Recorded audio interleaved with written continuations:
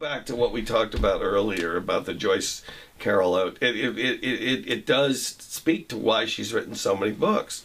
It's that, you know, because people always say to writers, is it easy for you to write? Most writers will say no.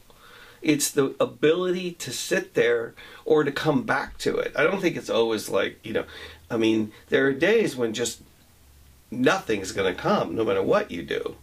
But you have to be willing to come back.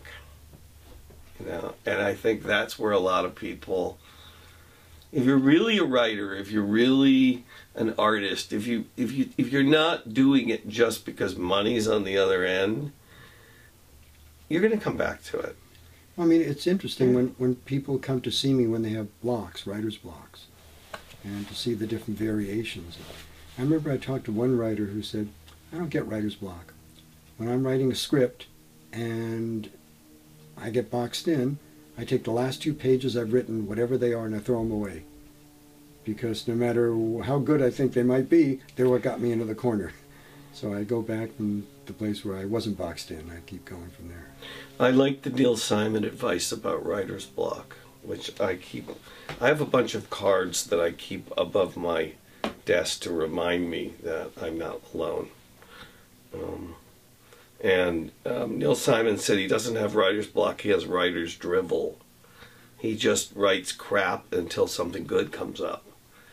That's hard to do, and that goes back to what Peter's saying about, you know, people who just stay there. He doesn't expect everything to be good. He just wants to get something out. Well, I'll tell you something interesting. Well, we'll decide that. I shouldn't start that way. Yeah. I'll tell you something. I'll tell you something. Now, what if it's really boring and awful? Well, it will be to you until I explain it afterwards. You'll have to draw a diagram. I had a patient come in one day. And he said, I've got terrible work habits, and my files are in a total mess, and it's really starting to affect my business. I went, well, why don't you organize them? He said, I don't have the time. I said, how long do you think it'll take? He said, at least 40 man-hours. I don't know where I could get the time. I said, do me a favor. Try an experiment this week. Spend 15 minutes a day organizing your files. Tell me how you do. He says, that's not worth my time. It won't make a dent. I said, humor me, just so you can come back and say, I told you so.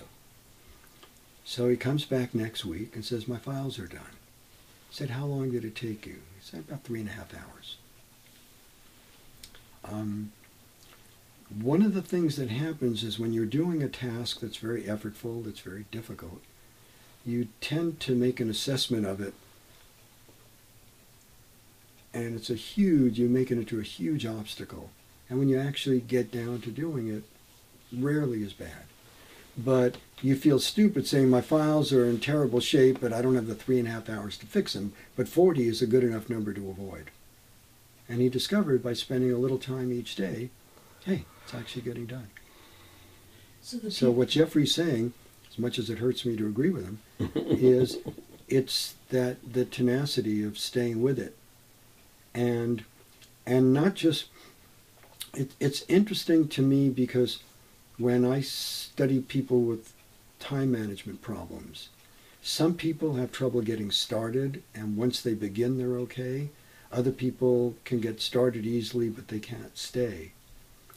But again, if you make a commitment for even a short amount of time, 15 minutes, half an hour every day, but I mean, I tell people quite often, even if you have to be staring at the clock, saying, okay, 8.5 more minutes, sit there.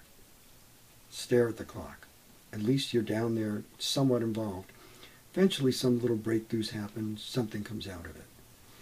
But it's so easy to go back and say, gee, the last 2.5 weeks I haven't even looked at that script. Yeah, and guess what? Never going to finish it.